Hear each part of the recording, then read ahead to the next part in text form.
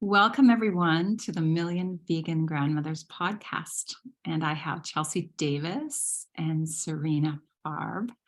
And these are two activist, amazing vegan warrior young women who are just trailblazing the paths and letting us know that we are able to change. We're able to change and become truly who we are. And that is normalized nonviolence. We move from what has become a normalized violent society where children are being desensitized at a very young age to saying, no, we're not okay with that anymore. So this year was the first ever Vegan Earth Day March, because how could there be an Earth Day March without it being vegan, because of the incredible powers of going vegan and how quickly the planet can regenerate if we all go vegan. So I'm going to ask you two beautiful souls to take it away, and I'm just going to listen and intervene periodically. Do you want to start, Sarina? Sure. Thank you so much for having us on, and we're so grateful to Million Vegan Grandmothers as well for all of your support with the march and everything you do in the world too. So, but yeah, so the Vegan Earth Day March, it was something originally that I kind of had an idea in the back of my head for back in like 2019, when I was living in Kansas City and participating in a lot of the youth climate strikes, supporting some of my high school students at the time, getting involved with those. And I loved the momentum and all of the inspiration that was coming from Greta Thunberg, like the youth climate activist who is, last I heard, eating a plant-based diet. And I loved the momentum, but I felt like there was a very large piece missing, which was you looked around at all of these events and marches, and almost no one was talking about our food system and agriculture and the role that our food choices play in harming the planet and climate change and all of that. So that kind of got the idea rolling in the back of my head. And then, fast forward to post-pandemic, and I connected with Chelsea, and we ended up creating the first ever International Vegan Earth Day March. It's amazing. So when did you start strategizing that and getting together and deciding this was going to be something you're going to bring forth? It's been a long time, lots of slow processes. Like every time I get an idea for something, I like start making documents and notes like immediately. So like I'd written some stuff down in 2019, but I'd say like the last 6 or so months leading up to Earth Day this year were when we were really working, really hardcore on spending. I mean, at least for me, it was like, very much a full-time job, working overtime to coordinate everything. And I think that's probably true for Chelsea as well. Yeah, and it was in December that we officially partnered with Animal Safe Movement and with that Climate Safe and plant-based treaty. And before that, we had already had a lot of discussions with climate healers, which is, food healers as well, and Unchained TV. So I would say things really got going in January.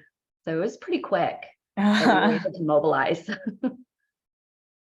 That's very quick. That's very quick. And April this year, I don't know about anywhere else, but it was sure a very warm time for Canada, and we're already in a bit of a drought. So I think it's really awesome that we are coming together and just able to say, hey, we can stand together. I know in my city, I got to meet a whole bunch of vegan activists because of this organization that you have committed to. My work has been mostly on my own and online, with my Climate Healers group and Dr. Will Tuttle's group, the Compassion Circles. And it was really great meeting a bunch of activists in my area. I felt it's very interesting when you get together with other vegans, because you never really feel that you have to get to know them on some level. There's this knowing already, you just kind of have this camaraderie. And so I'm sure that, a lot of the hippies from my time, when they joined together to try to save forests and other bodies of water, they probably felt that same feeling coming together, and that's what we're doing, more or less. So I guess my question would be, I was just having this dialogue with Chelsea and Sarina before we started this podcast, and about how a lot of people my age, they look forward to retiring so they could go golfing and go on to trips. And, and I see it in their eyes. Their light starts to dim a bit. They go and they gather in these communities of these retired people, and they golf, and they drink alcohol at night, and they're basically filling in time. And that may sound a little bit judgmental, but I had a vision a couple years ago that the grandmothers would gather. I have this deep, deep, deep love, as many grandmothers do, for my grandchildren, and they're not being raised vegan at this point. But I'm telling you, it's the hottest conversation with them. Every time I see them, they ask me another vegan question. They're 4 and 6, and their dad's telling them that vegans can't be strong. So I decided, because I'm quite strong because I do yoga, but I decided I wanted to get a little bit more strong, a little bit stronger. And so I started doing a little bit of a workout, and their mother works out really regularly with much heavier weights. And my 6-year-old grandson, when I was there last time, a couple times ago, he says, "Oma, you should arm wrestle with my mom." She's like, okay, I didn't think in a million years I would beat her. She lifts quite heavy weights, and she couldn't put me down, not with my dominant or not. So, Right. we on a whole food plant-based diet and a vegan diet, and the energetics, just the energetics alone of bringing in the energy of peace and compassion, and it makes you strong, and it allows the body to stay nice and detoxified, because my study, my master's study in plant-based nutrition was just that pretty well all disease has an inflammatory and a toxicity component. And that's one beautiful gift that we have eating plants, right? And planting trees is that we get to return to our innate wisdom, and we're not going to degenerate at 60 or 70. We get to live a much richer life than that. So that's enough from me, but I would love you both to comment on that. I know that Chelsea, I know you have a mother-in-law that's on board with you, and Sarina was born vegan, and so her parents are right on board. And what's that like as you watch some of the elders that are coming into this community that are choosing a vegan lifestyle? It's been really beautiful to watch my mother-in-law kind of have this awakening. She lives on a beautiful piece of property. I live in Portland. She lives up by Bald Peak Mountain and Chehalem Hills. There was actually a big fire there a couple years ago, so people might know of it. But she's always been really connected to nature, but in not the best way. I'll say my husband, before I met him, he was actually an avid hunter, and his father was a fishing guide for 30 years, her husband. So he had been hunting since he was in the womb, and she had always been connected to nature, but in a way of kind of watching all of this harm happening. But it was interesting because as we've had more conversation, she would say like, well, I would never hunt deer with Craig, her husband, because I knew that that was my spirit animal. Mm-hmm. So she knew that inside of her, but she didn't have a conversation with her husband about that, about not harming deer, or put that into her son as he was growing up. So it's interesting. And then she said she didn't really care for fishing. She would search for snails or the worms or whatever for him to help him, but she didn't want to be actively involved in it. So she was still participating in it in another way. Now that her husband has since passed and she's been surrounded by veganism because of me and my husband now, and she comes to events, she's very awakened, and she's starting to really understand. And now she has animals that come into her yard. Like, she had this family of deer come into her yard, and she truly felt like that was her family coming in, and she was talking to them. And now we're talking about going on a trip, and she said, I can't leave because the hummingbirds, like I have to refill the hummingbird feeder. And it's just been really amazing to see her connect to nature in a more holistic and beautiful way. And even she's come to events of mine and she's gotten on the speaker and said, thank you, all of you, for being here for animals, and she'll cry. And she's really getting in touch, which has been really amazing. That's beautiful. Mhm. Mhm.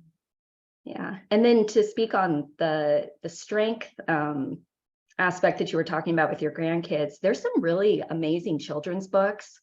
I'm sure you already have a ton of them, but talking about how you can be big and strong and, do amazing things as a vegan. And it's interesting because that was something that my husband said when we first started dating, and he just wasn't aware, for whatever reason, of how strong and amazing vegans can be. So luckily I was organizing Veg Fest at the time, literally right when we started dating. And I was like, hey, you should come down. He ended up volunteering and meeting a lot of people. And I got to introduce him to like Robert Cheek and the Plant Built team that was living here at the time. And he was like, oh my gosh. And then he got really into it. And now he follows all of them. And before COVID, we were both doing weight training. And I mean, he was like, challenge on, I'm going to be big and strong as a vegan. And your recovery is so much better. And like you said, your energy, like it's a cleaner energy that you feel when you're vegan. Yeah. And yeah, it's kind of in a different way, but similar for my parents. So they have both been vegan about 30 years, a little over 30 years now. And, I love showing people pictures of my dad, and my parents are a little bit on the older side for like the average age of a lot of my friends' parents as well. They had me when they were a little bit older. So my dad is in his 70s, and I think it's really funny to like show people pictures of my dad, and I'll be like, guess how old he is, and he is like generally, I'd say, very fit and does not look his age for, especially in America, the average, 70 something year old man. And people never guess. They're like, oh, he's like in his 40s or 50s. I'm like, okay, just 20 years off, and the way my parents both live their lives, they live out in the country, and they garden a lot, and they're still like building like tree houses in the back of their woods, like to let people stay, like very livable tree houses. And they're both very active and run and work out, and they've been, thriving on plants for over 30 years now, and it shows. Beautiful. And do they get other people involved who aren't vegan yet? Are they comfortable talking to people wherever they go? How do they do their work, Chelsea? Or sorry, Sarina.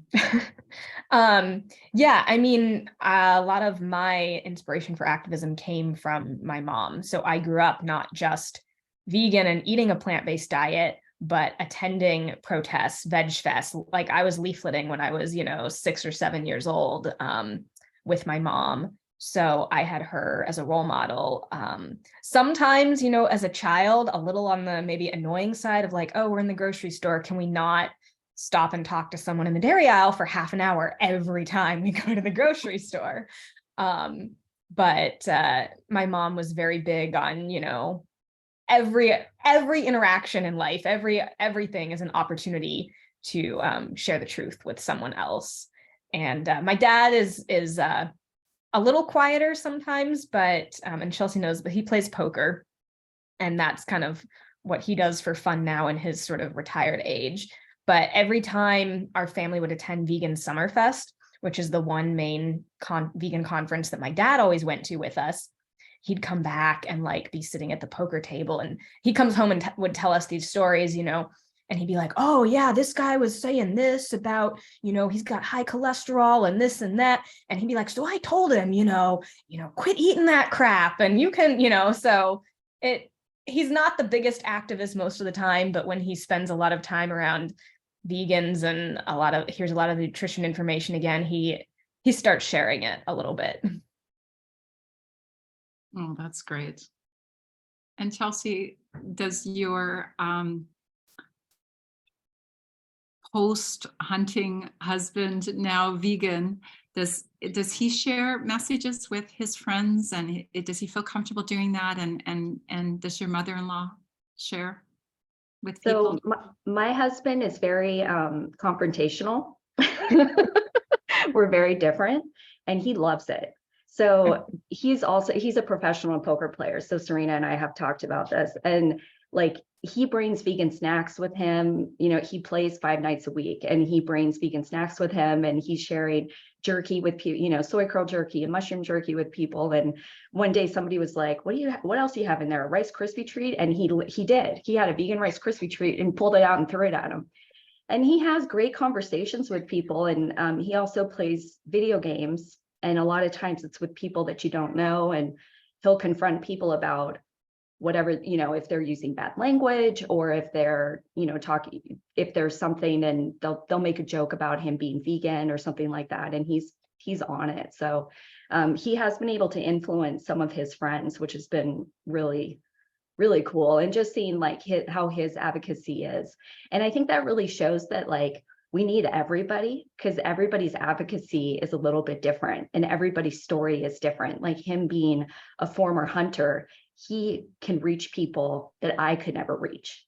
Me, with my background in, you know, childcare and being more empathetic my whole life, I can reach people in a certain way. And what I do as an event coordinator, I'm able to create spaces for people to learn. But yeah, it's really cool. And then with my mother-in-law, she's more quiet on, you know, she's on the quiet side, but she does like, and she keeps to herself a lot, but she's been really enjoying watching, you know, different documentaries. She got really into watching different documentaries, and then she'll call me up and she's like, oh, she's a like a thrifter too, and she's very creative. She was an art teacher for many years in ceramics, and she goes, I pulled out my old screen printing thing that it's probably broken, and you know, she's got to fix it and stuff, but she's like, I'm making a shirt that says save the earth.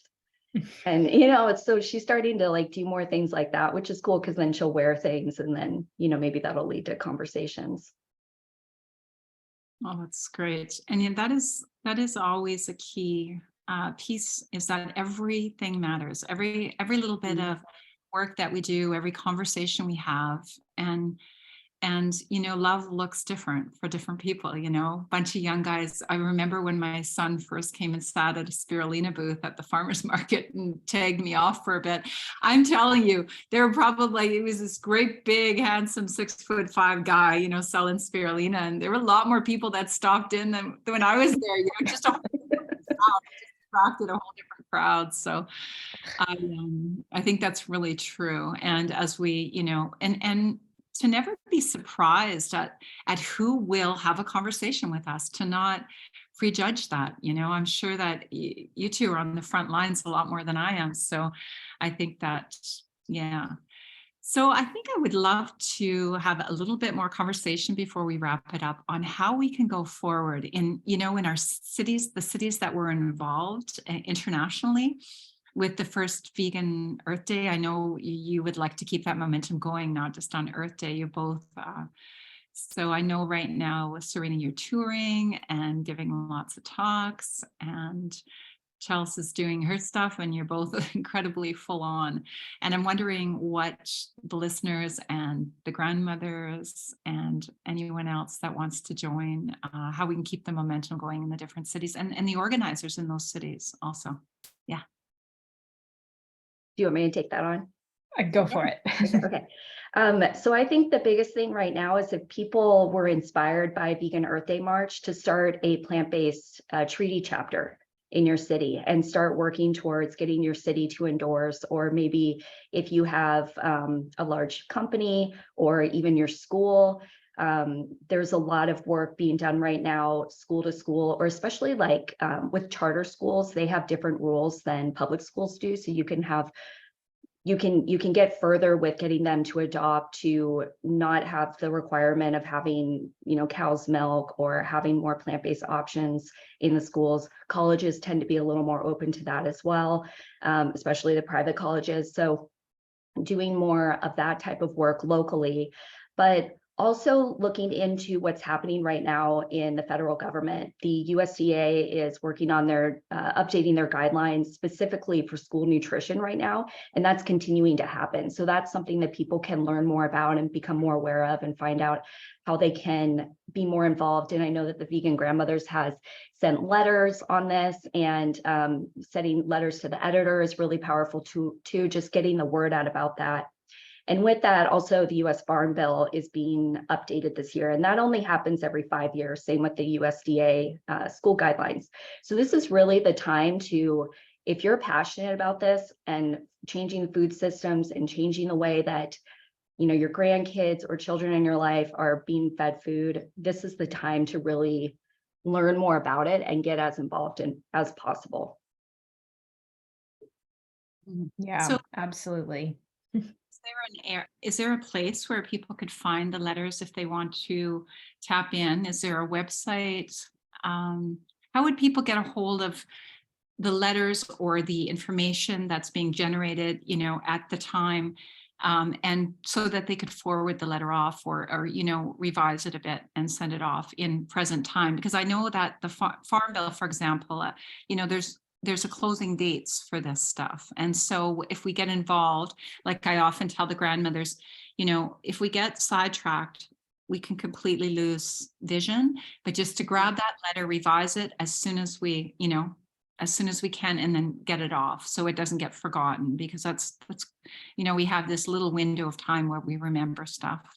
That's important.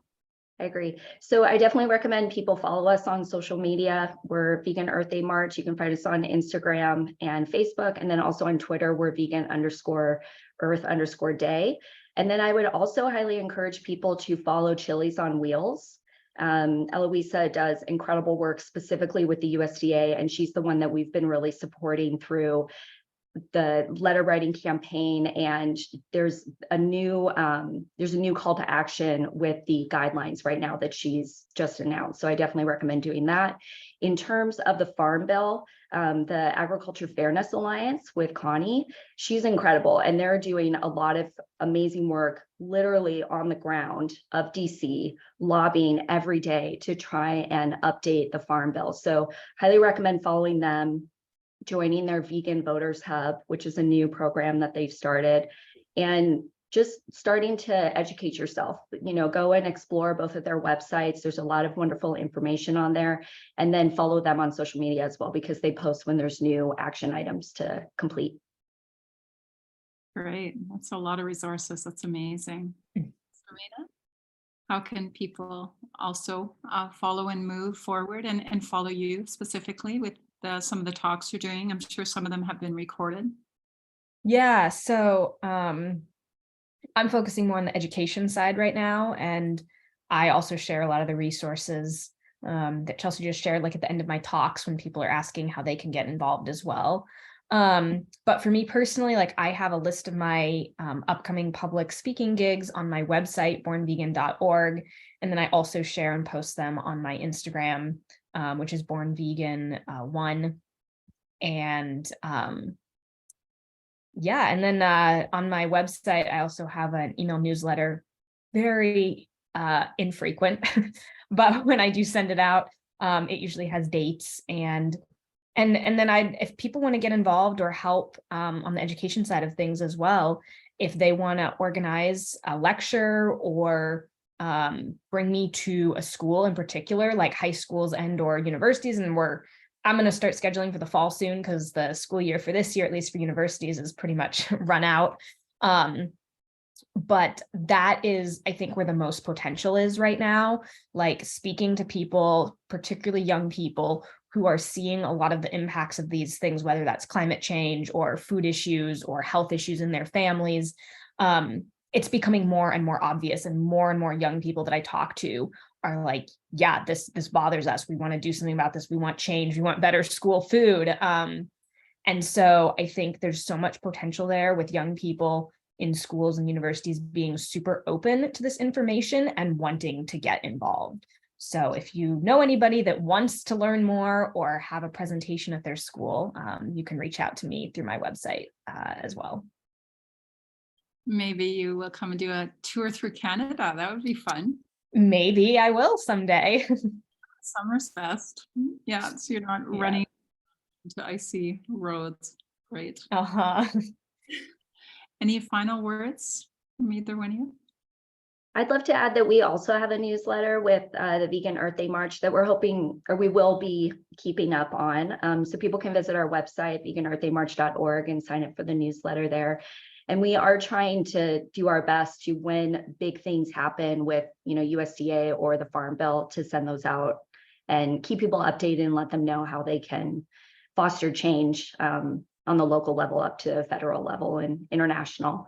And I'd also love to mention, so with my platform, I'll say Veggies Do It Better, I also do a lot of event coordination, including the Vegan Night Market, which I have 2 summer dates coming up. That's in Portland. It's a huge food festival, but not only a food festival, it's really focused on small businesses and local nonprofits and fundraising. And then we have so much fun. Like this one coming up in June, on June 24th, is all Pride themed. So it's all about equality and rights for all. And it's going to be really colorful. And we'll have a fun, Pride outfit contest and photo booth and DJ. And so I love, creating events like that. And if people ever have any questions about how to create events, I actually started a Facebook group called Large Vegan Event Organizers Unite. And I think there's over 1,000 people in there now that are event organizers from around the world. And that's been a really great resource for people that want to learn how to organize an event at any level, whether it's a talk for Sarina or having a larger scale food festival that has thousands of people come. Let's learn from each other. I think that's something that's really powerful within our community, is to leverage each other's resources and knowledge, because a lot of us we've come to what we're doing within activism without like me as an event coordinator. I've always loved organizing events, but I don't have any formal education in it. I don't have a business degree. I went to school for community health and environmental sustainability. And so I think a lot of us find us in these positions and we want to do more, but they need resources. So definitely use me and Sarina and Tammy. Yes, absolutely. I second everything Chelsea said. That's amazing. Well, I feel really resourced just after this conversation. So thank you. And it is really important that we utilize each other's strengths, because otherwise it feels so overwhelming. So, and there's a lot of us. Veganism is increasing very quickly, isn't it? Maybe we Definitely. will be vegan world by 2026. So dream. Well, thank you both so much. A lot of the resources you will see on the YouTube channel for the Million Vegan Grandmothers. We will have them, the websites listed, how you can get a hold of Chelsea and Sarina. And please go on to veganearthdaymarch.org and sign up for the newsletter. So thank you both very much. Namaste, vegan. Thank you. Thank you.